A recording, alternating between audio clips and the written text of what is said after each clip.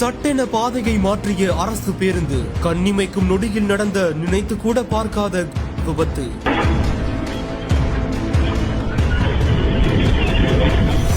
நெஞ்சை பதற வைத்த விபத்து சம்பவத்தின் சிசிடிவி காட்சிகள்.